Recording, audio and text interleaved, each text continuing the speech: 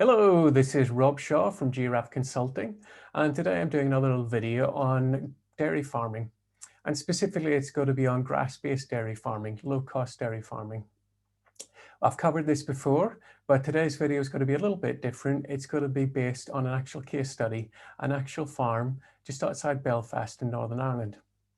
Northern Ireland is a major milk producer within the UK. I mean, Ireland in general is a major milk producing country. But Northern Ireland exports about 90% of its milk into the UK dairy market.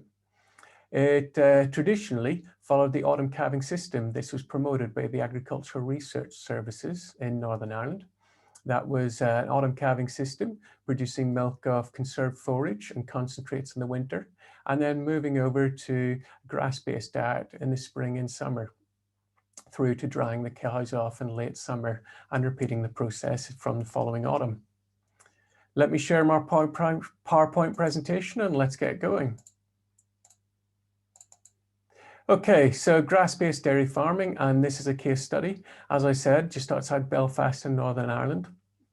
This case study is about 10 years old now, and the dairy farm in question was following a traditional, as I said, autumn calving system, although they were breeding for higher genetic merit Holsteins, and they were going to have to make that decision and move over to a high input, high output system where the cows housed all the time and increasing amounts of conserved forage and purchased feed, but massively increased milk output. However, they decided to go the other direction.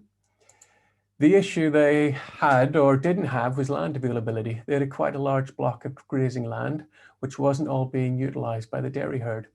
So this simply allowed them to move to a grass-based dairy system. However, Northern Ireland has followed that trend to a high input, high output system because of the land availability issue for grazing. So farmers have tried to maximize their milk out per cow and for their block of land in order to increase their income. But as they have done so, their costs have also risen per litre. As the percentage of grazed grass has fallen below 50% of the cow's diet, there's been a dramatic increase in the cost of production. But this case study, here's an example. They weren't gone full to high input, high output. They were heading that direction though. And they started off with a very high cost to expenses cost to income ratio. 23% of the income was free cash earnings and 77% was costs. After they started to convert to a grass-based dairy system, their costs started to fall down to 66%, with 34% of the income being retained. And finally, when this case study finished, they'd got their expenses to income ratio down to 50-50. So how had they done this? Well, they'd reduced costs in four main areas. First of all, feed. If you look at costs of different feeds, grazed grass as a cost of, say, £1 a kilo dry matter. Relative to that, your conserved forage, your conserved grass as silage will cost you £2.5 to £3 a kilo of dry matter.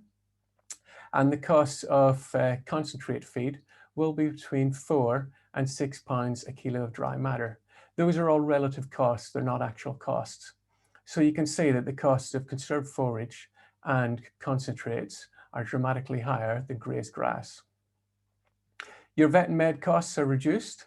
There is still some requirement for vet and meds, especially because you need to achieve that compact calving pattern. But then the final two, power and labor and repairs and depreciation, they also fall dramatically. And that's down to the fact that you're making the cows do the work. They're out there grazing the grass and correspondingly spreading their own waste, as opposed to having conserved loads of feed and have loads of machinery bringing all the feed to the cows and taking all the waste away. Some other considerations though are the fact that a grass-based system, it's more robust, it's more flexible, it's simpler. When it comes to expansion or reinvestment, capital investment's much lower and it's much more flexible. It's much more scalable. You're only investing in cows and laneways and electric fencing, as opposed to a lot of very high quality buildings and a lot of machinery to bring that feed to the cows and take the waste away. I keep asking this system, what's the best system? Well, I think this case study illustrates the benefits economically of a low-cost grass-based system. If it's possible to produce milk this way, this is the way it should be done. But you are constrained by your milk market and the climate and the ability to grow grass. Thanks very much for listening. Any questions, contact me on LinkedIn, or any comments, just make them below.